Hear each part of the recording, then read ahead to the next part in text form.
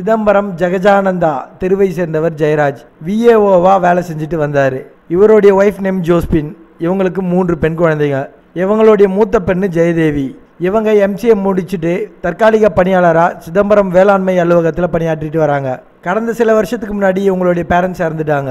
3 பெண்களுமே தனியாக வீடு எடுத்து அதில் வசிச்சுட்டு வந்தாங்க. இதே பகுதியை சேர்ந்த சிகாமணியோடைய மகன் கருணாநிதி சிவில் இன்ஜினியரிங் படித்து முடிச்சுட்டு சென்னையில் வேலை செஞ்சுட்டு வராரு.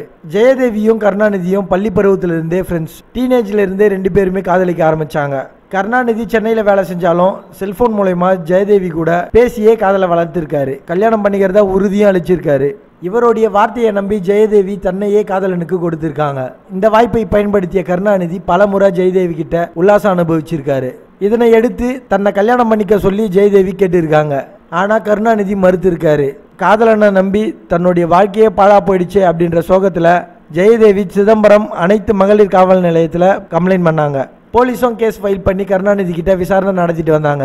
இந்த நிலையில் ஜெயதேவி குளியல் அறைக்கு சென்று அங்கே விஷம் அருந்தி தற்கொலை முயற்சி செஞ்சுருக்காங்க.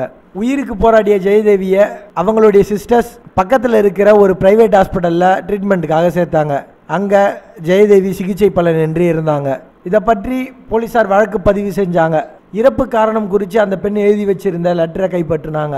ஜெயதேவியோடைய ரிலேஷன்ஸ் எல்லாருமே காதலிச்சு ஏமாத்திய கருணாநிதியை அரெஸ்ட் பண்ணுற வரைக்கும் போஸ்ட்மார்ட்டம் பண்ண பாடியை வாங்க மாட்டோம் அப்படின்ட்டு மறுத்துட்டு வந்தாங்க. இந்த நிலையில் நேற்று ஈவினிங் ஜெயதேவியை ஏமாற்றிய காதலனை போலீஸார் கைது செஞ்சாங்க. இந்த சம்பவம் சிதம்பரத்தில் பெரும் பரபரப்பை ஏற்படுத்தியிருக்கு. இது மாதிரி காதலிச்சு ஏமாத்துற கயவர்களுக்கு நீங்கள் என்ன சொல்ல விரும்புகிறீங்கன்ட்டு கமெண்ட் பாக்ஸில் போய் கமெண்ட் பண்ணுங்கள். நான் உங்களை அடுத்த வீடியோவில் சந்திக்கிறேன்.